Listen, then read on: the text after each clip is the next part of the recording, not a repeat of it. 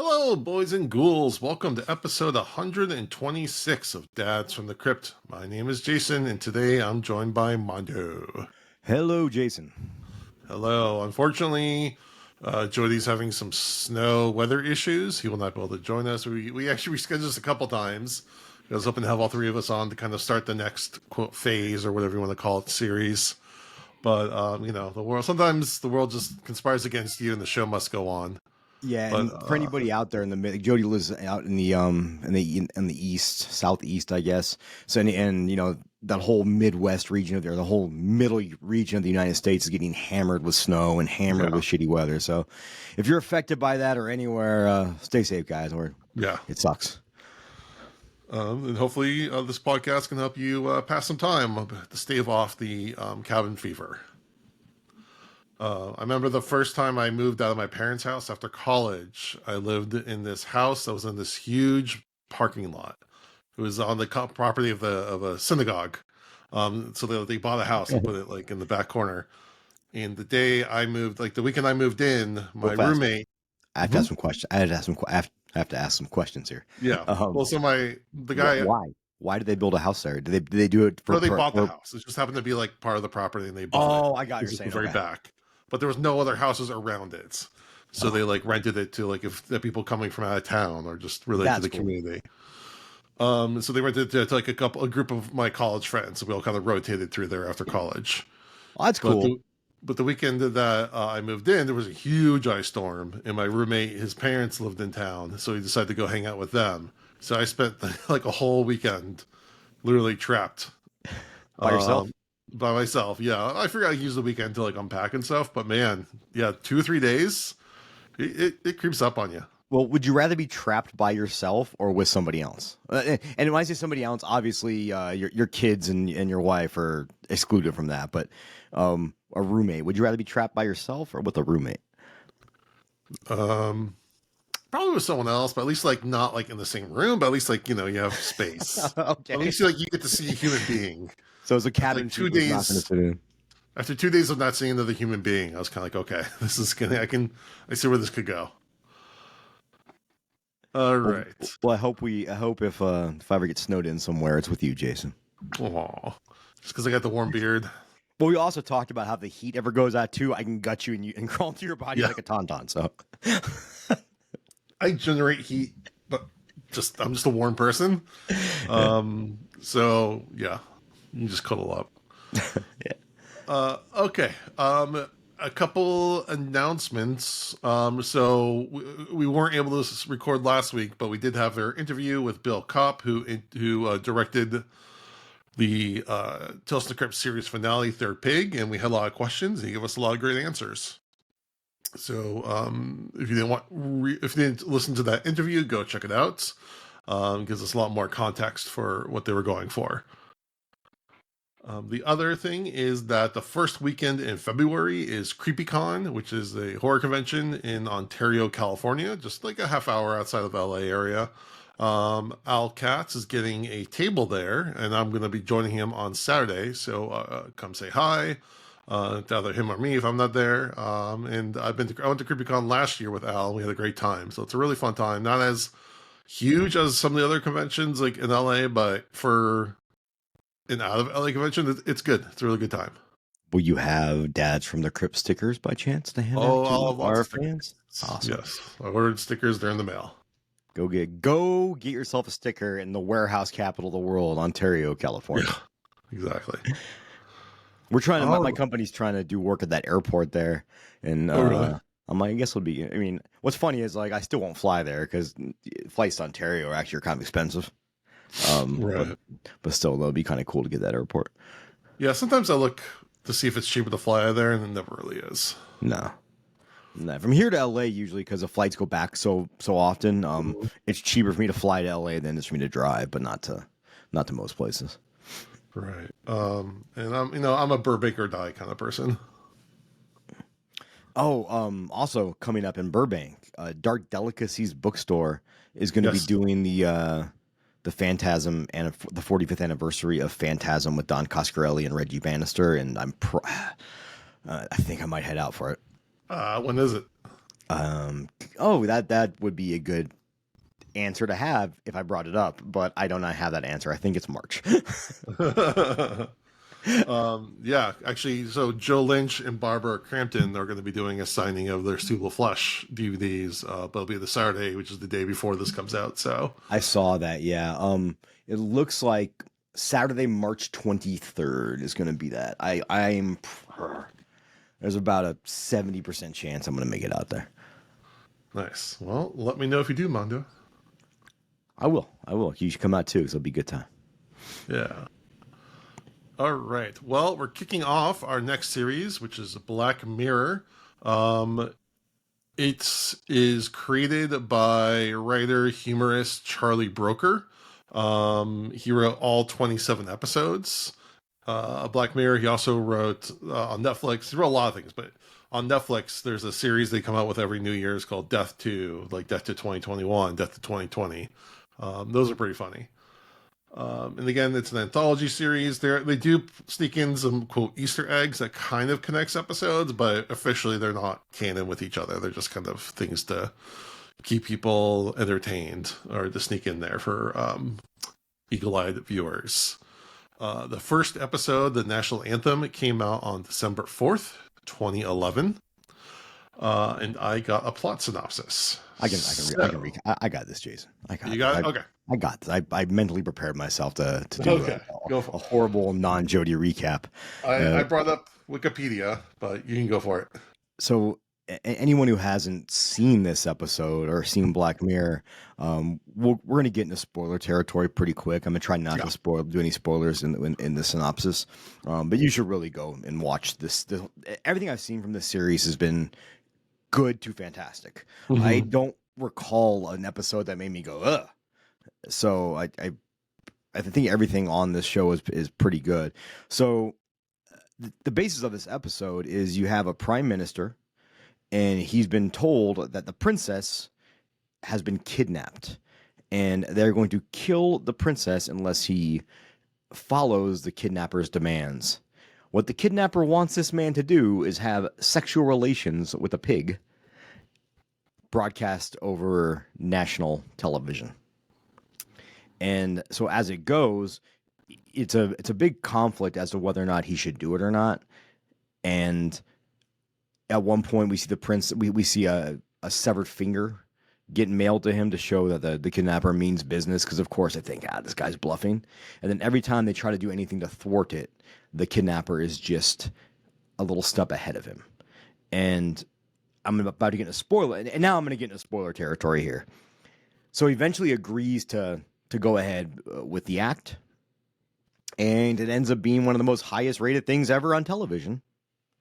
It turns out that the kidnapper was an artist, and the finger was his finger, and he hung himself and released the princess. Actually, I guess this about an hour before the act happened. Like 30-something minutes before that ever happened. So whether they did or not was irrelevant.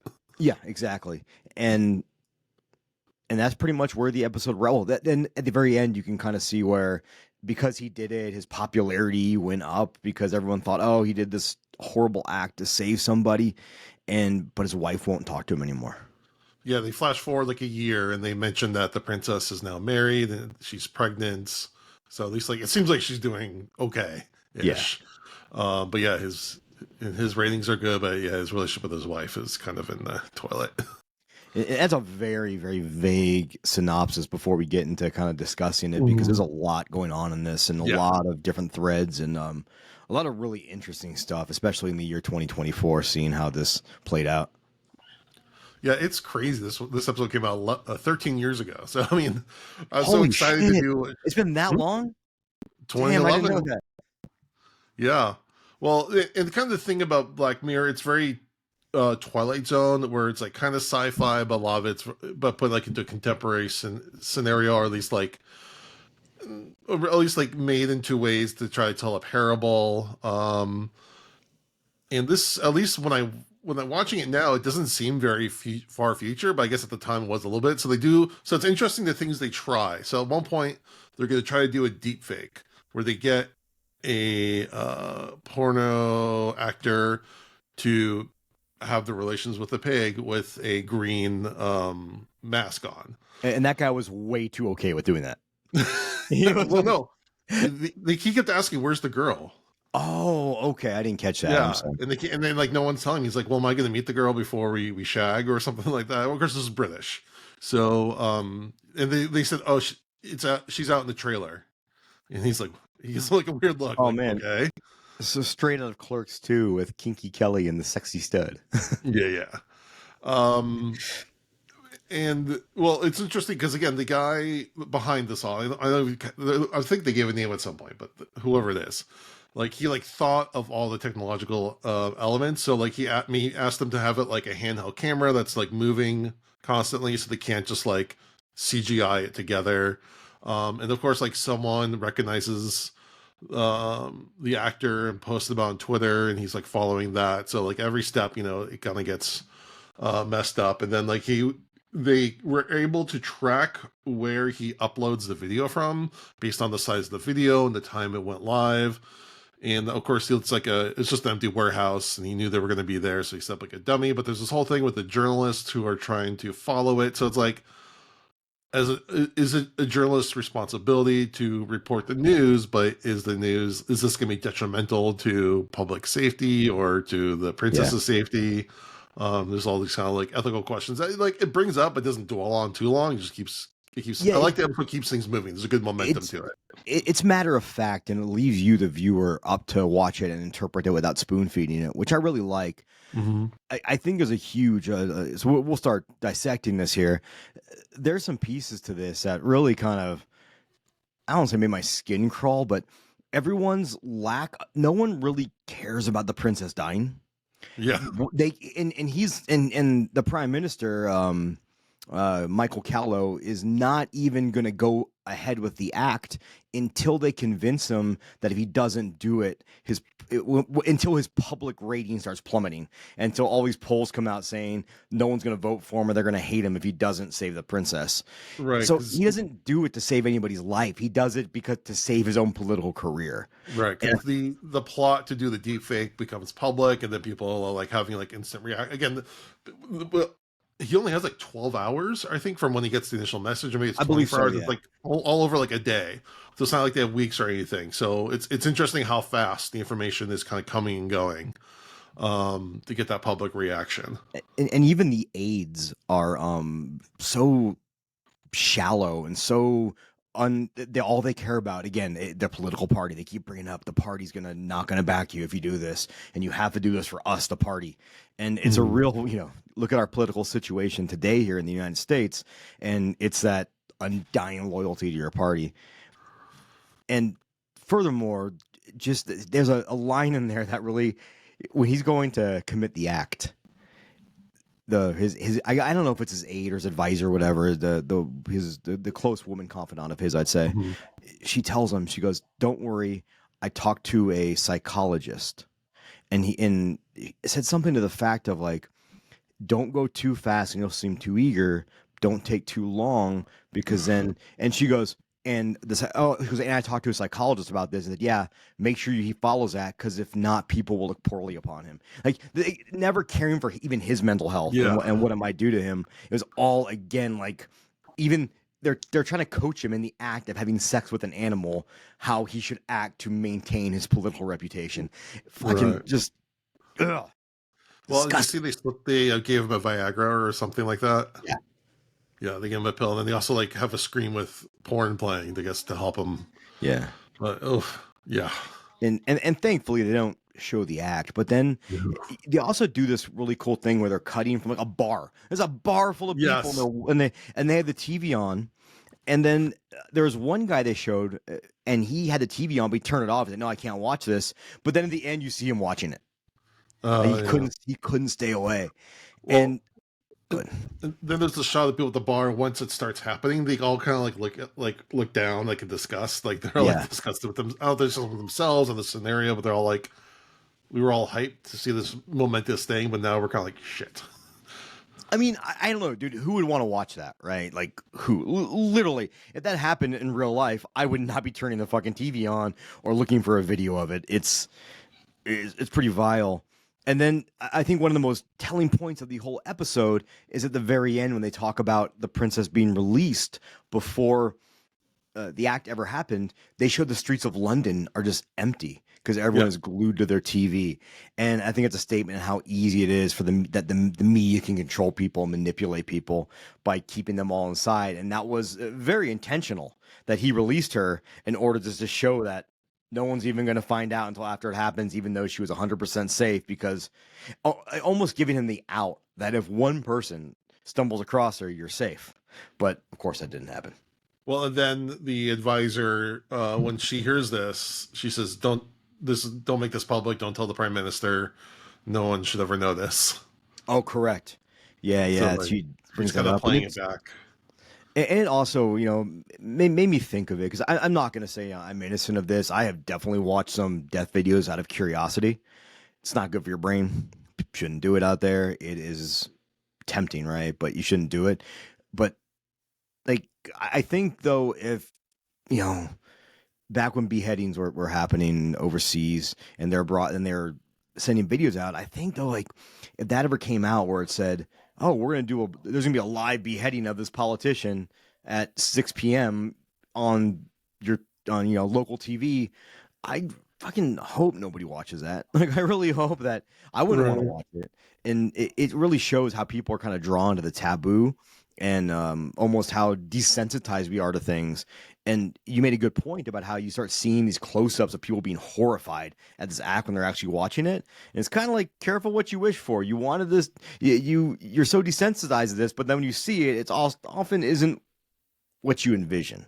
Right. Well, it's like, when I moved to LA and me and my wife were just flicking around TV, and at least a couple times a week there'd be a car chase, and they cut to that, and we'd just be watching it. And that's something I was not used to watching. I was like, it was kind of hypnotic in a way.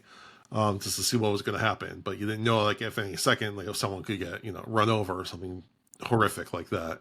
Yeah, but that's kind of crazy too when you think about it, right? Because it could turn into a gun battle. You could be sitting there having dinner and watching someone die. It's. I mean, I'm assuming there's a time delay on those things, but it was just a really weird thing that they do. And we've sat through many major events that were being televised relatively live, 9/11, January 6th, those kind of things. The OJ, I still remember very vividly. Everyone, I was, I think, 11 or maybe 12 when the OJ Simpson, the infamous white Bronco chase happened. And we were all glued to our TVs watching it. And us as kids were talking about it at school the next day. Mm-hmm. Yeah. So, I mean, again, this is a little different. It's a little more farcical, but it's not without the realm of possibility. Yeah, they definitely, and you can. I think I think the writer Charlie, he's a background in doing comedy too, and I think some stuff was intentionally meant to be.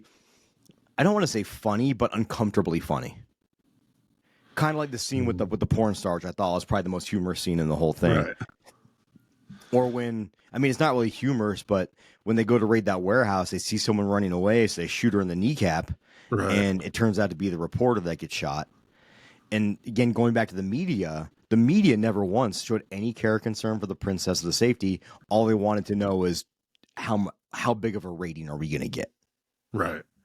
It's that fucking that thirst, and it sucks. Well, then there's the whole thing where that same reporter is sending nudes to a guy she knows that works in administration in exchange for information. Right.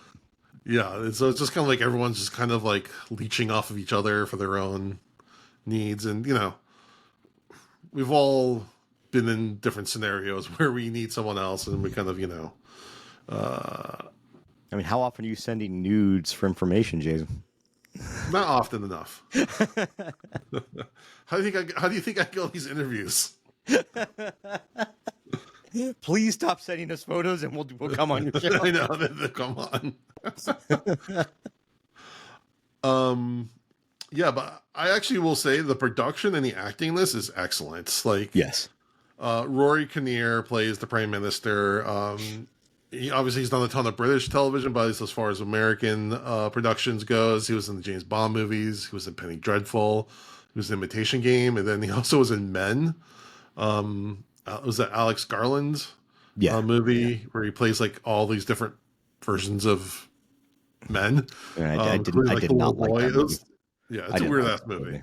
I thought, well, yeah. I mean, we can do a review on Men someday if you want to, but if anybody wants, but I think our good friend, our Fun on Whitney, wrote a really great review about Men over on Bloody Good Horror. If anyone wants to check it out, because I think it really does highlight a lot of the problems with that movie. Just FYI. Yeah. One thing about his acting, about Rory Kinnear and his acting in this, is there's this scene where he gets pissed at his aide and starts choking her. But the way he turns on a dime from being this politician to being this enraged person is kind of terrifying. Yeah. And I mean, as a credit, a testament to how good of an actor he is and how he just flips that switch and then flips it right back to going to politician mode. Right. And then there's a scene afterwards. He's in the bathroom just puking. You know, like, oh, that's heartbreaking. And the other thing is just the pig, the poor pig. And there's also a question. You know, I guess you can kind of question. And again, I'm a hypocrite, and I'm gonna say that like a lot of times here in society we're so far removed from some of the from just I'm a meat. I eat meat. You eat meat. You eat meat, and we go and we buy it in the store, and a lot of animals are kept in bad conditions and butchered for their meat, right? So I think it is saying something about how everyone's so far removed from that pig that no one cared about the pig. But the whole time I'm like, what about the pig? Like if I was on that set, I'd be cutting the pig loose and trying to save them. Right. Yeah, I'm just looking through the Wikipedia a little bit and to see what some of the people have said. Richard Edwards of Games Radar said that this shows that no one has any control over the spread of information. So, like, it used to be, I would think that someone would send a videotape, and then they would just, they might send a couple copies out, but that's still control. But when you put once you put something online, it's out there. Yeah. And then it's all about people. There's just so many outlets of information that people are going to get it one way or another. I've talked about it before with music is a good way to look at it. How we consume music nowadays. We consume music on an app on our phone that we can search for almost any song or any band and immediately start listening to their stuff. When I was younger, I've said it before, but I used to do wrestling tape trading and all that stuff. I spent a lot of money on and hours and hours and hours dubbing tapes and shipping them off and all that stuff's on YouTube. It's everything's there. Like if you did something stupid in life. And some had a video camera, you're on YouTube somewhere. Right. But I think the problem sometimes with that, like with music, is just there's just so much to try to look at and listen to. It's like you almost can't process it anymore. It's like bombardment. I do feel it becomes with media with how easy it is to download something or watch something on streaming. I think we lose a little bit of we don't place as much of a value onto it as we should. Mm-hmm. Well, it's not tactile. You're not actually holding anything. You didn't spend any money on it. You didn't. Yeah. You didn't. I mean, you had this nebulous monthly payment. Yeah, you spent your $12 a month or whatever. You didn't spend. Like when I buy a record, it's $30 usually, and I spend $30 on it, and I can't wait to open it and put it on the record player. And I feel more. This sounds so fucking pretentious, but I feel so much more connected to it when I listen to it that way. That makes no. Because I got to physically put the record on and clean it and then put the needle on. I have to get up and turn it over to listen to the next side. I think it makes you more aware of it. And even getting back into physical media with movies, I feel the same way. Like when I own something, I have so much stuff on the internet that I can watch that I just don't watch it because I'm like, it's just there. But if I buy something, spend my hard-earned money on it, you're damn right I'm going to watch it. Right, because there's a level of ownership. You're owning a piece of that media that someone created. Where like with streaming and stuff, you're basically renting the entryway to consume it, to borrow it for a small period of time. And you look at Best Buy, it doesn't even carry physical media anymore. They just stopped. Yeah, even Target is like one little display now of physical media, and it's and I get it, right? I'm not gonna knock those businesses for doing that because at the end of the day, it's a business and they have to look at the bottom line. But it's unfortunate. I mean, but also for anybody out there, that's maybe thinking about getting back into physical media. I'm just going to throw out Culture Shock Releasing, Vinegar Syndrome, Arrow Video, Cauldron Films, all kinds of Massacre Video, Severin Films, all kinds of all companies that are making putting out really, really high quality horror and genre releases that definitely worth their money, definitely worth checking out. Yeah, it's kind of like a cycle. So now those hopefully will go up in profit now that the big boxes aren't doing it anymore. And going back to your spread of information, it is one of those. Also, the spread of misinformation is probably even scarier. Yes. How, I mean, we saw it with COVID. We saw it with the general election. How it took a small group of people shouting this rhetoric of a stolen election or the rhetoric of mass, whatever. It doesn't matter what it is, but in how widespread that became a facet of everyday life as opposed to just, they talk about the vocal minority on the internet, which is realistically is kind of true when you think about it. When you look at how many people can dig their talons into certain aspects of media and really get an idea out there, there's not a few, but there's also not like millions of people that can do that. But what'll happen is maybe a director, let's say John Carpenter, and this is not, we're not gonna say anything bad about John. I love John Carpenter to death. John Carpenter tweets out, I think Assassin's Creed 3 is the worst in the series. John Carpenter wouldn't say that. He loves Assassin's Creed. Right. So he said it's the worst in the series, and maybe it's because it was his least favorite. Doesn't mean he doesn't like it. But then what's going to happen is someone else is going to take that and misconstrue the words a little bit and repost it and retweet it. And it's going to turn into a snowball effect from this very simple comment. And really quickly, the spread of information, the spread of misinformation turns into a giant thing that didn't need to be.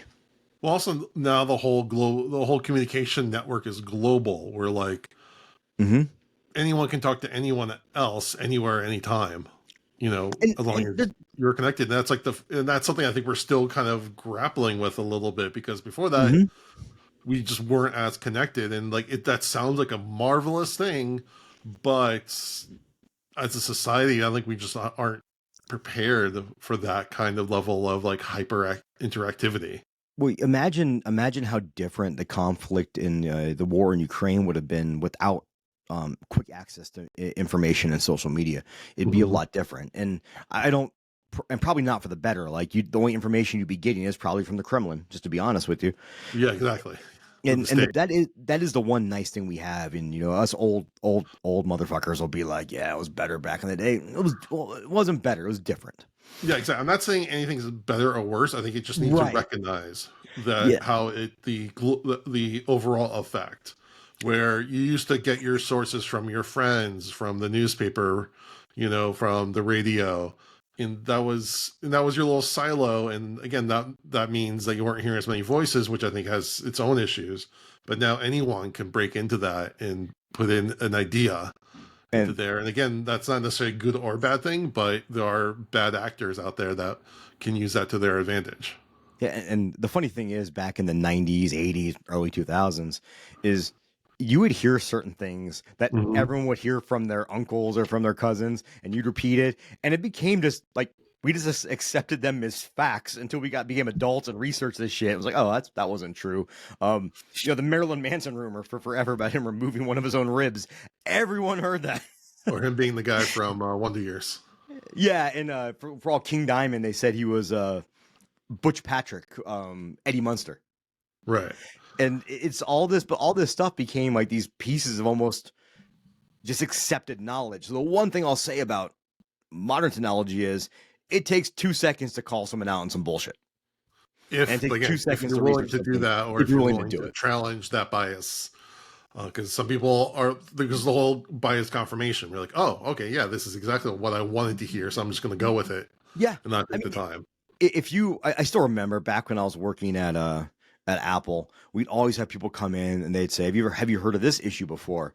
And I dealt with like 30 computers a day, and I'd say, no, I haven't heard of this.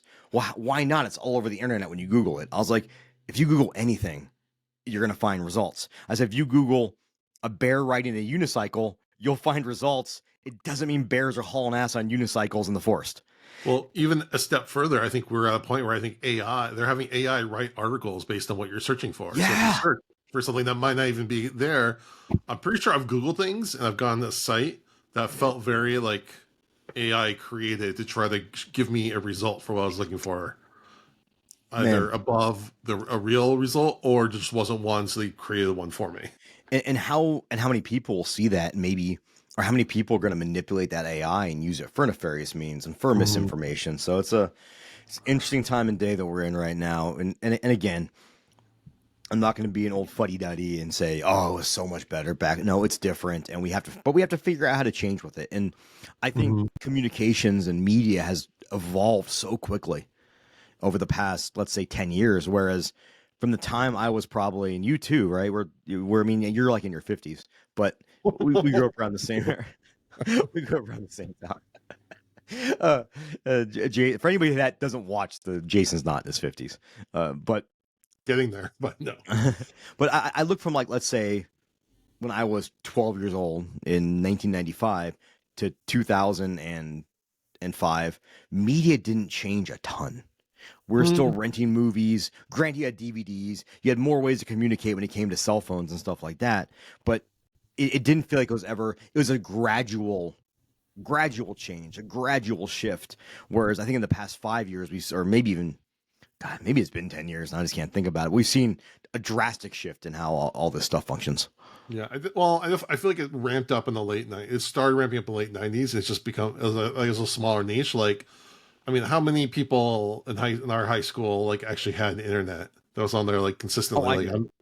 I I'm saying did. I I did too, but I don't think, I don't think the majority of my classmates were in the Correct. '90s. But I think in the Well, earlier you so 2000s, but you did what year did you graduate, Jason? Let's just date '99. yourself.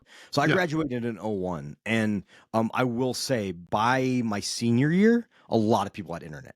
But if you just said during in '99 though, during my sophomore year, no, it wasn't very many yeah. people. Like I don't know how many people had an email address of my peers. Right. I can't think of any really that had an email address. No. Like I had an AOL account. Yeah, me Um, too. AOL. Oh, good yeah, old AOL. good old AOL. And one thing that was interesting too is I still remember my freshman year of high school. I signed up for Computer Science One, Mhm. and myself, a gentleman named Robert, and a gentleman named Zach were the only three freshmen in that class. And the rest of it was all juniors and seniors getting their computer credit or taking the class, thinking it's gonna be an easy computer class. But then we had to actually do basic programming. A lot of people dropped it. By my senior year, I was a student aide for the computer science teacher, and computer science one was like 95% freshmen. A ton of freshmen wanted that class, Yeah, just to show you in those 4 years how technology had changed, how the internet became big. So maybe, but I still think though, even in the infantile days of the internet, it doesn't have anywhere near the reach it had now. It was very, no. That's what I'm saying. It was there, yeah. but but the reach was just starting. Like, yeah, we didn't even. I don't think we even had computer class really. But like I remember then I went to college in like late '99, and then like suddenly everything is online. All the college dorms are wired, and I remember that's when when I first discovered Napster, my Mm. computer was too slow to run an MP3. So The minute you said Napster, Lars Ulrich somewhere, he started I looking know around, his ears picked up like. I have to burn my Metallica shirt for saying that.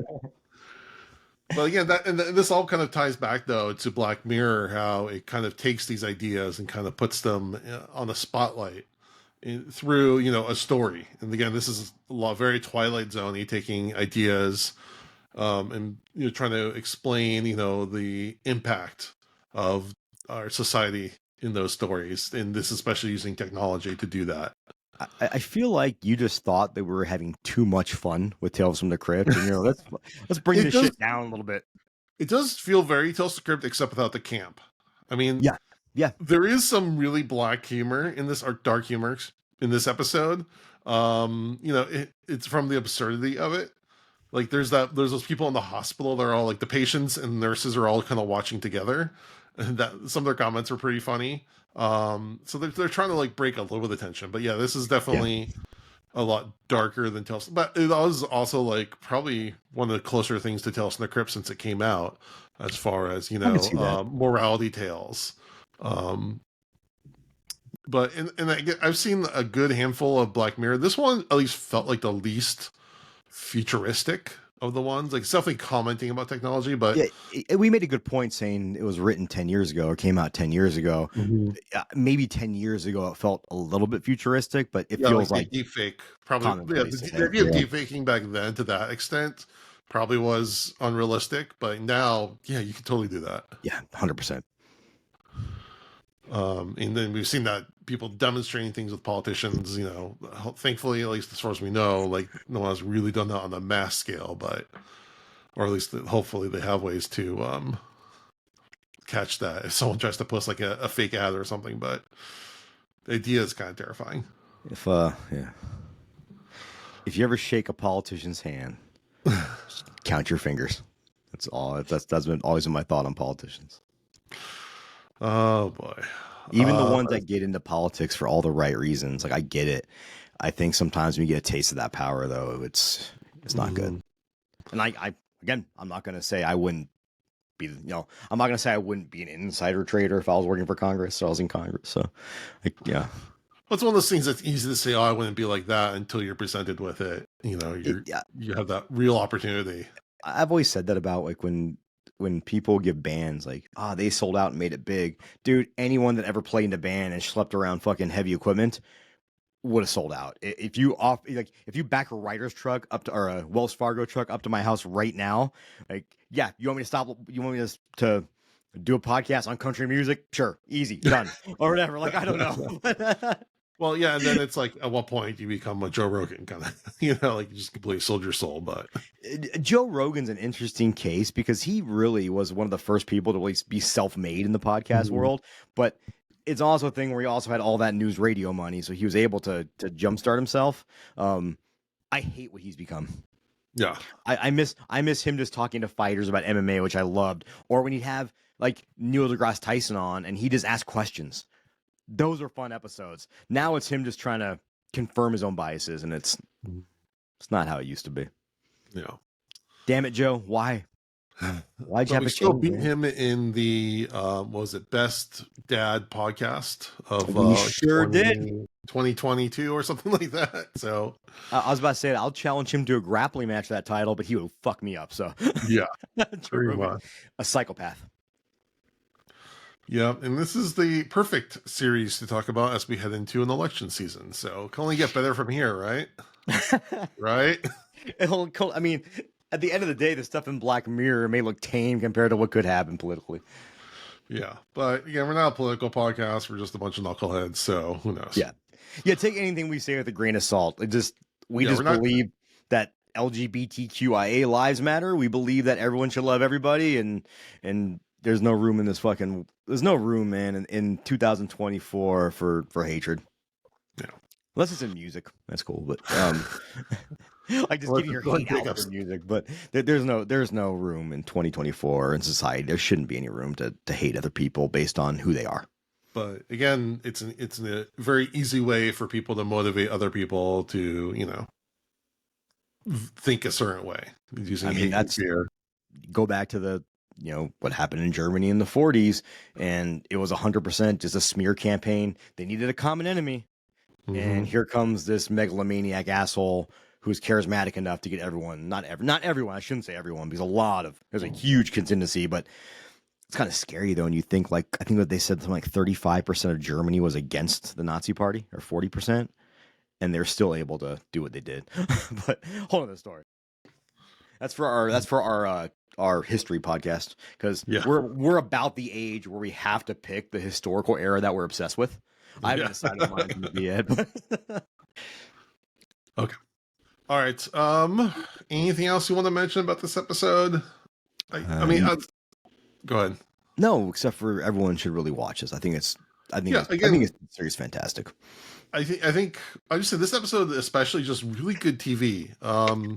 It's like an episode 24 almost. It's almost like a parody of 24 in a way, where it's like kind of almost somewhat in real time. Obviously, it's condensed like 12 hours into an hour. It's very tense as people are running places and very fast and kinetic. It's directed by Otto Bathurst, who again did a bunch of British TV. I don't know, but he also directed some of the new Halo series. I haven't watched, but I've heard good things. More or less. But anyways, as far as like engaging TV, this episode is very, very good. So we'll just dive right into our ratings. We'll keep our same rating system. I'm giving it a 5. Think this is spectacular. Like I said, it's really entertaining. It's action filled. It's thought provoking in many ways. It sticks with you. Yeah, I'm with you on this. I think it's one of those where I haven't watched this episode probably since it came out. And I knew, and I'll never forget it. I didn't forget it back then. It's not one of those things where I'd watch again and be like, oh yeah, now I remember. No, I remembered most of it very vividly. I do think if anybody's listening to this and watched it like I did 10 years ago, watch it again now, because I think you may I definitely took a lot different out of it this time than I did when I was a younger man, I guess.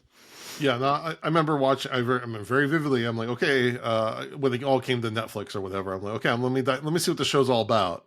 In that first scene where they wake up the prime minister and they tell him, they kind of like tease out what's happening to kind of prepare him, and you as the audience are like, what is going on? What's this about? And then when they hit you with it, you're like, what the fuck? So I don't even know then. See, I don't even know then if I watched it 10 years ago. I watched it whenever it hit Netflix. Yeah, me too. So I think that's probably what I don't know when that was. So I don't want to. Yeah, whatever it was, but it's been long enough. We're like, yeah, I can remember. And before I rewatched it for this recording, I could have given you most of the plot beats because it was so impactful at the time. Yeah, definitely. But again, watching it again, you can kind of recontextualize those a lot of little things that you pick up on. And I love the irony that the last episode, Tales from the Crypt, is about 3 pigs. First episode of the series we're watching after. That is true. It freaks me out a little bit, but here we are. All right, Mando, bring us the song of the day. Alrighty. So I picked something kind of on the nose because I had the thing of this band name when I heard this. Is it band? Primus? No. Oh God, Green Jelly would have worked too, right? Little pig, let me in. I might use that for the TikTok. But I picked a song from the band Pig Destroyer. I was gonna suggest that, or like make a joke about that too. Yeah, super. Yeah, it's really on the nose. Yeah, and if I'm not mistaken, like I think when they were asked why they named their band Pig Destroyer, they're like, I don't know, thought it sounded cool. So I don't think there's anything really super profound behind the name. For some reason, I thought they were all vegetarians, but I think that's cattle decapitation, which is they got lumped together a lot because they play kind of in the same gore grind genre where every album you're going to get 20 songs ranging from 30 seconds to 2 minutes. I always thought Pig Destroyer was like a cop reference. I don't know. I think they said it was just a it was kind of just a band name, but who knows? That's just my assumption. I'm not based on anything. If anybody's really interested, just do some research on that and let us know. But a song I picked is off, I think, is their second full length album, Terrifier, also fitting in with our little horror theme here. And I picked this song just completely based off the name alone.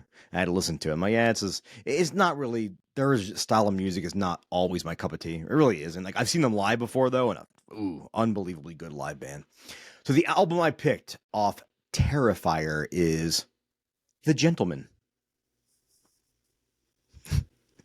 We destroy the pig. From Pig Destroyer. Yeah. Hey, at least they sedated the pig. I guess that's. Yeah. Which does that make it worse? It's even more non-consensual. There's nothing good about that scenario. Yeah, it's all worse. It's all terrible. Oh boy. All right, thank you. Since Jody's not here, Mando, do you have some horror news? I have just a little bit. Bit.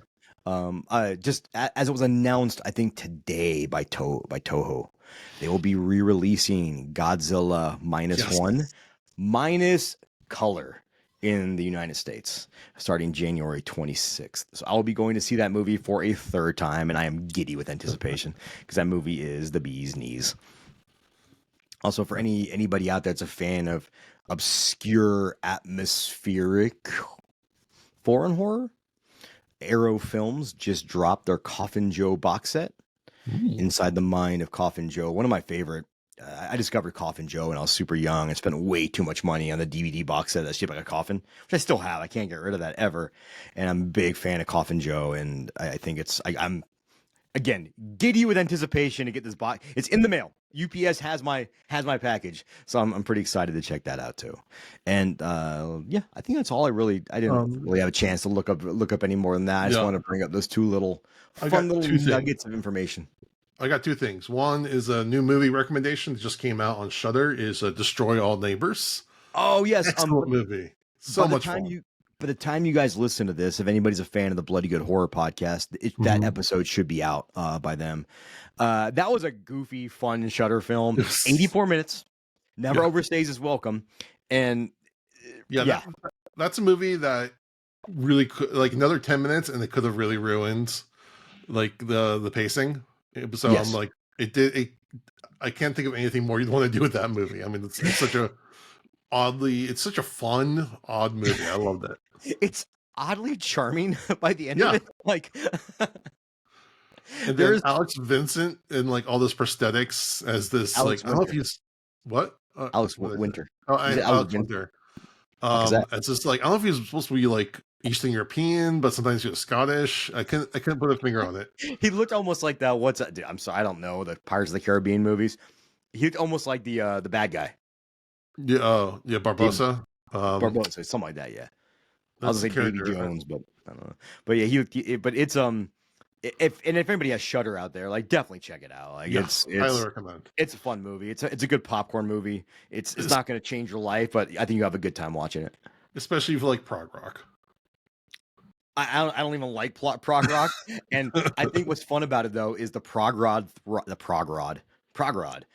That's my porn name. We're gonna change. We're gonna go from Glory Hammer to prog rod, but even if you don't like Prague, I think not the country. We love you, people from Prague. But it's making fun of itself enough too to also know it's one of those pretentious genres out there, and I think so. Even if you don't like it, I think there's a lot of fun little threads in there that you still pick up on and enjoy. Well, yeah, I like a movie that like takes a thing, like a thing that people can be obsessed with, and just takes it to an extreme level. Yeah, but in a fun way. And just in such a ridiculous, absurd level that you just have to laugh. It's just yes. Yeah. Yeah. I don't want to give anything away, guys. Just go watch it. I can talk about that movie for a while. Yeah. And then we had a new trailer for Radio Silence new movie. They've been teasing it for a little while now, and it's a new movie called Abigail. And the new trailer came out. It's a Universal movie, and like I think it gives away too much. Is it based on the King Diamond album by the same name, which is also a story and a graphic novel now? Okay. I don't think so. I think is it set in the 1700s? No. Okay, then no. But it's a really good trailer, but again, I think it gives away too many plot points and too many like good like highlight moments, I think. I think you posted that and then you said the same thing, so I stayed away from it because I'm I like Radio Silence, so I kind of want to go into this line. It's Radio Silence, they did Ready or Not and You're Next, or I think they did You're Next. You're gonna see it anyways. Go in cold, because at least, or you can read like a short thing, but don't just leave it at that, because it gives away some really big twists. Which I'm sure it'll still be good, but yeah, it's one of those things when I watch trailers though, and I saw too much in the trailer, and I go to watch a movie. Your brain's almost trying to figure out where does this scene fit in, and I just don't like that. So I try to avoid. Like, I'll watch trailers every now and again, but I'll usually either forget about it by the time the movie comes out, or I just won't watch it. The trailer. Yeah, I'm a sucker for trailers, and like, especially like the new Hunger Games movie came out, and I read the books, and I liked most of the movies that came out. I was into that, so I was interested in this one. But like in the trailer, they show a character, and he has different haircuts, so then you kind of know the sequence of what's going to happen based on scenes in the trailer versus the haircuts in the movie. And like, oh wow, or like for one of the Star Wars movies, they like show the planet, and I thought the movie. And at one point, I thought the movie was over, but then I was like, oh wait, they haven't gone to this planet yet. That I saw the trailer, right? So you kind of, and that's me being the way my brain thinks of those things. No, I'm with you, and I think we talked about it, but you know, it's not the director's choice or the writer's choice; it's marketing's choice on what they put in those trailers. Yeah, I know. All right, we're gonna take a dip into. Actually, sorry, we have a new segment that we're gonna call the Out of Touch Dad. We've talked about this a couple times in the last couple episodes about phrases that we, as men in our 40s. Monty, you reached 40, right? Yeah, you're 40. I'll be 41 in a month and a half. Oh wow, yeah. So we're not with it as much. So we like to try to see what the kids are up to these days with what they're talking about. So we're kind of testing this new section, the Out of Touch Dad. It's kind of a working name. If you have better ones, please let us know. If you have phrases or words you'd like to see if we know, you can email us at dadsfromthecrypt@gmail.com, or tweet us or Instagram us, or send it to our Patreon, however you want, and we'll see. Our Patreons will take priority though. No, yes, of course. All right. This week, and this is what I've heard a bunch over the last, I don't know, it's kind of floating around. Let me see how this is going to go real fast. We're going to say the word. Neither of us know what this is. We talked about it before the show to make sure neither of us know what this word means. And then after we try to just guess what it means, then I'm going to read the Urban Dictionary answer, and we'll probably hate ourselves. Yeah. Okay, so the word is when you describe someone as a based. Like I've heard, I can't remember how I heard, but they said, "Oh, so and so is so based," and I have no clue what that means. Like negative, positive. I'm at a loss. So I already know there has to be some kind of negative connotation to this, because my mentality would be like, I said, "Oh, that person's based. Oh, that means they're they're mentally healthy. Maybe they're rooted in reality and they live in the moment, the world around them." But like it almost sounds like basic, which okay, that makes more sense like on face value. But yeah, maybe it's based because they're more centered or they're a little more reasonable. But again, that's the kind of thing where I think some people might say that as a negative, some people might say that as a positive. So I have no idea. Didn't back in the day being based meant you're fucked up on drugs? Is that a different term I'm thinking of? I think a base head. Base head, okay. Yeah, you're high on drugs. Like really out there. But yeah, based. I have no idea. So Mando. All right, guys. I'll give you 2 seconds if you want to try to figure it out yourselves. All right, let's look this up. A word used when you agree with something or when you want to recognize someone for being themselves. Okay. For example, courageous and unique, or not caring what others think. Especially common in online slang. The opposite of cringe. Sometimes the opposite of biased. The latter usage is the original use as coined by rapper Little B, and the word originally took off on the meta-ironic website 4chan. No one should ever be going to 4chan. With the latter meaning. When used in online political language, it can mean based in fact, or the opposite of bias due to the number of people who saw it first being used seriously by the online political right and came to the conclusion that it was related to the phrase destroyed with facts and logic in reference to right-wing personality Ben Shapiro. Ugh. See, I feel fucking... I said his name. It's like in... I feel dirty just hearing it. In The Lion King when he says Mufasa, they're like, ugh, do it again. No, don't do it again. If we say his name too many times, we'll manifest Ben Shapiro. Oh, God. We'll manifest Ben Shapiro, but he'll drive every vagina in a 3-mile radius. So he's not made. It was one thing Ben Shapiro's never seen. It's a WAP. But okay, so who would you say is based? So hold on a second. Okay, I can't even read these politics. I can't read I'm just not going to read. Yeah, don't go there, because there are examples, and yeah, they're pretty bad. Oh, here's one example in politics would be leftist number 1 saying there's no ethical consumption under capitalism. Leftist number 2 would say based. I don't fucking know how people talk nowadays. Healthcare is universal right. Based. There you go. Should we have that be in this section? Based or unbased? What's that phrase? All your bases belong to us. Oh no. no. Fucking that's a real throwback to the 90s. God Yeah. damn. I would say that I mean, healthcare is universal, right? We can talk about that. If anyone wants to argue that, you can just not, because it is. All right. Well, that's a section that we'll see where it goes every week. So I'm gonna ask. I'll ask my child who's 21. Like, what's a cool word you guys use nowadays? Because there's many times they've texted me, and I've had to ask for an explanation of what the shorthand means, or the. Oh, well, I'll totally be open to shorthand as well. If it's some weird like texting slang that kids use, and you guys know what it is, throw it to us, and we'll try to guess it. We'll see if we know what it is.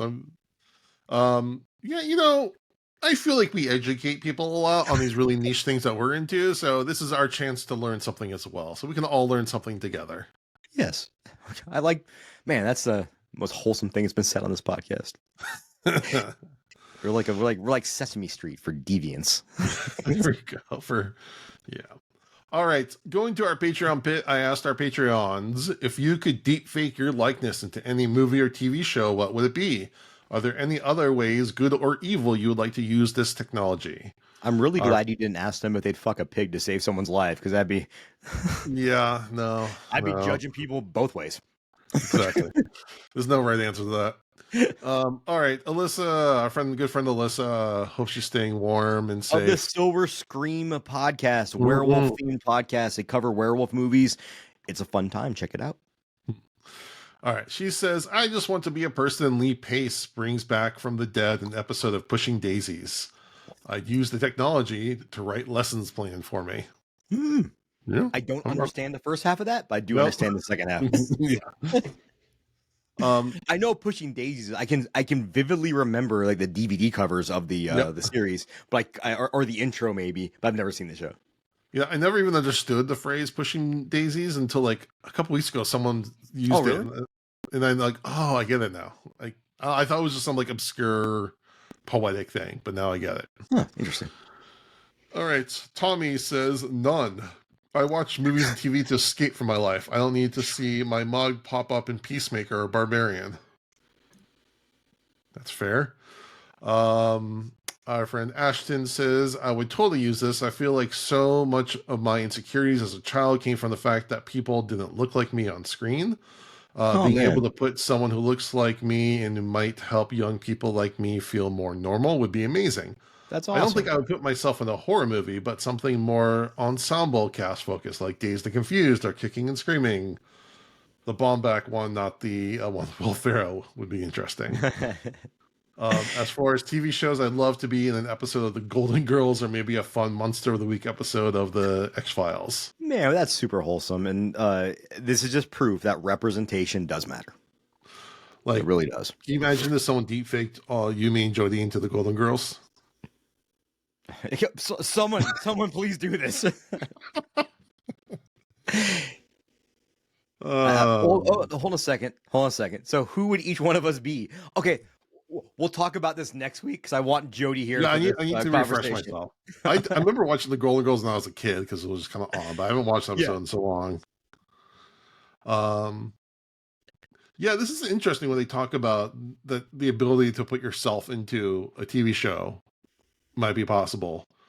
But like I'm the kind of person, I don't like looking at myself. Like I went to a bathroom the other day and there was like a full-size mirror as you're just kind of sitting there. I was like, this is weird. I don't like this. I don't even like editing our podcast and having to listen to my own voice. Exactly. So I get it. I don't like, I'm not a fan. I don't like looking at myself. So I don't know. I think what I would do though, I have an idea. So back in the day, there was a wrestler. His name is Kane. Nowadays goes by his Christian name of Glenn Jacobs, and he's a big piece of shit.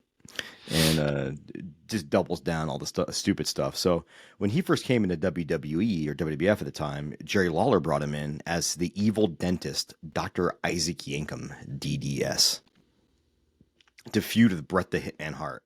So I would just deep fake myself onto Bret the Hitman Hart and watch him beat the shit out of Isaac Yankem for hours on end and enjoy myself.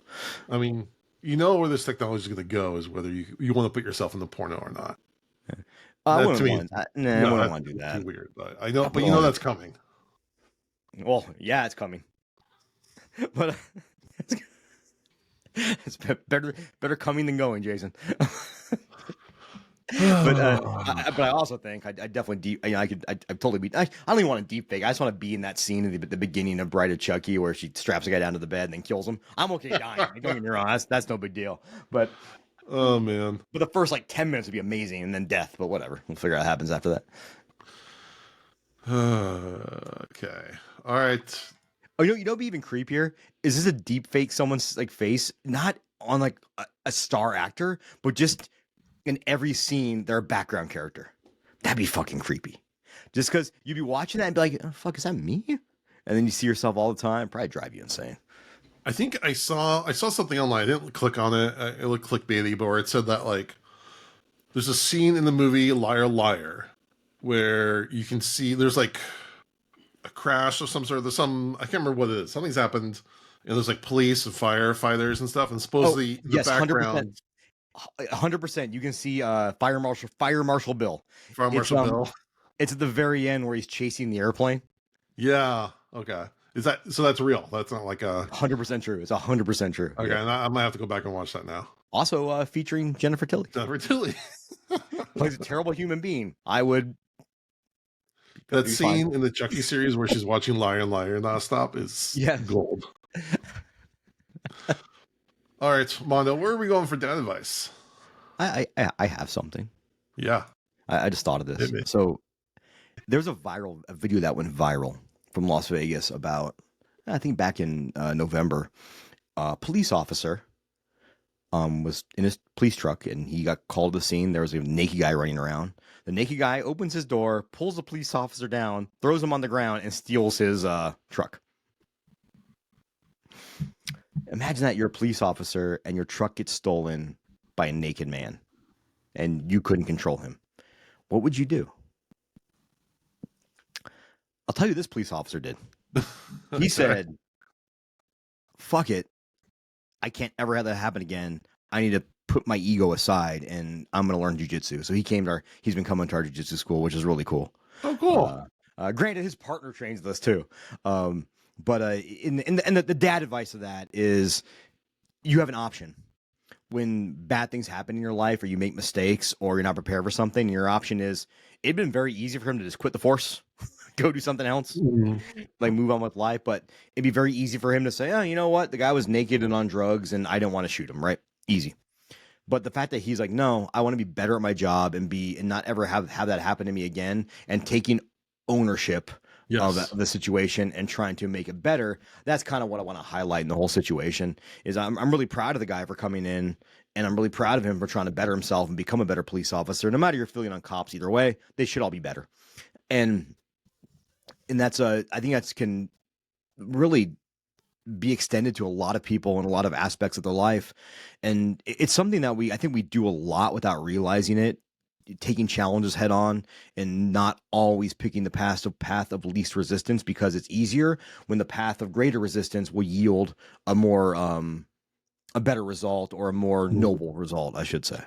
No, that was a huge lesson that it took me a long time to learn in my 20s was, sometimes instead of fighting against something, just admitting you were wrong and, figuring out what I can do better from it. Like a lot of times, at work and stuff, I would like come up with excuses or, I wouldn't say gaslight, but just try to reframe it. But sometimes, what I eventually learned was it's better to admit your mistake when you did make a mistake and, fess up to that. And most of the time, if you just fess up to whatever happened, as long as it really was your fault, you're not just BSing, people will respect that way more than, trying to bullshit your way through it. Yeah. I mean, anyone who's been in any business for a long time, they can see right through a lot of that bullshit. Mm-hmm. I worked at Apple for so long, almost 10 years, to where when I'd hear management say something like, no, that's not going to happen. I see right through this.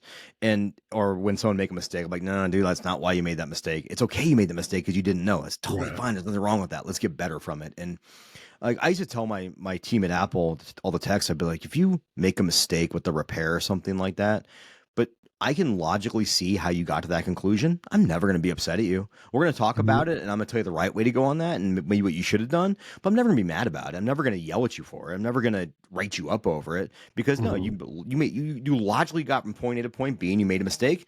And I would have some people sit there and just fight me on it. And I'm like, dude, like it's no, that you're wrong, and it's okay to be wrong, like you said, as long as you're willing to admit it and become better because of it. Yeah. Well, it's funny because my wife's been watching Top Chef lately, and sometimes the chefs like mess up a dish or they don't get like they mess up on something technical, and they always try to come up with an excuse or something like that. I'm like, wouldn't the judges at least like respect you more if you just say, "Yeah, I messed up this, I didn't do the right thing, or I was under stress or whatever reason." Like, just admit to it instead of trying to like come up with excuses. I mean, I guarantee you, all of us have forgotten to do something at work, right? Like your boss asks you to do something, you write it down, or if you get to write it down and you get busy, like, oh, I'll get to that right now, and you get busy and something else happens. And there's two ways you can handle that. One is you can say, oh, I didn't get to that because and there's someone I know that does that all the time. Or you can say, oh shit, I'm so sorry, I forgot about it, I got busy, I shouldn't have, I'll take care of it. And the second part, I promise you, you're probably never going to get a stern talking to about that because everyone realized, oh, human, made a mistake, owned up to it, fixed the problem, got better. And I think it's a really important thing in life. And like you, Jason, it took me a lot of years to learn that. Yeah, my father told me this story when he was in college, and he went to a civil engineer. He went to Georgia Tech, and he studied civil engineering. And for some reason, I think he was sick or whatever, and he missed like the first week of class. And they had this project where they were designing an airport. And the teacher, professor, whatever, gave out the specifications. And for whatever reason, he wrote them down wrong or got them secondhand wrong. And he built the airport such that it would take off into a mountain, like the last thing you wanted to do.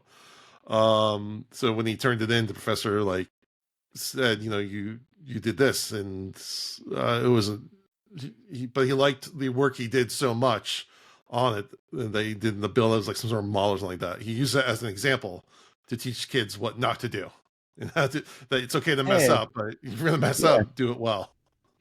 Well, too, and it's also one thing I learned from being in leadership positions is and you do this as a parent all the time, so do I, is I will tell my child, hey, I know what you're thinking, but you should do this. I'm only telling you this. I made the exact same mistake you're about to make. I've been there. I've done it. I've seen it. And sometimes, it's going to go in one ear, not the other. I get it. When I was a kid, too, I wasn't listening to no 40-year-olds knew what the fuck they're talking about, right? But I think in a work setting, it's a very powerful tool when you're, especially with your subordinates, when they can see that. For the record, I don't have any subordinates anymore, but I don't want people to think I'm like a crazy boss or anything. I am a boss, just not that term. Right.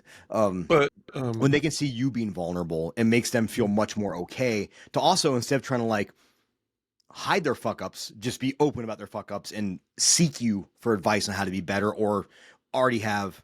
Like, I can't tell you, like, I had a couple technicians who I love to death, and they would come to me like, yeah, hey, I already know I screwed this repair, here's what I did wrong, here's what I'm fixing next time. But like, cool, man. Like, I got nothing to tell you. So I see why you made the mistake. I love the fact you already have a solution, and we're good. Yeah. I mean, turning around back to parenting for a second, though, there's going to be times where you can try to teach your kid how to do the right thing or the mistake that you made. And they just have to learn on their own after. Like, they're just not going to listen. They're going to do it their way, and they have to learn the hard way. And hopefully you can teach those things when they're like little, and it's just little things. And hopefully it's not like when they're, a teenager and they,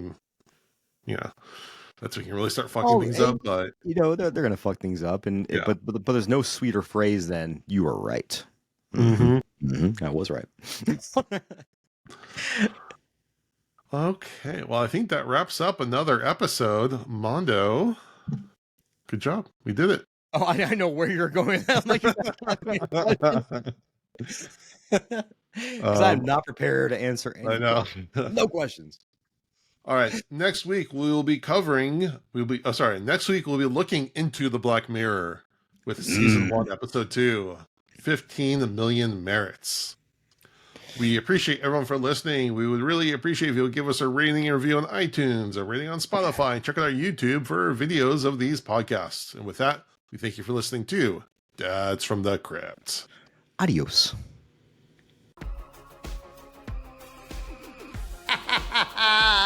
Follow Dads from the Crypt on Facebook, Twitter, and Instagram, or I will follow you to the grave. No, seriously, you really should watch. But be careful what you ask for. You may get it.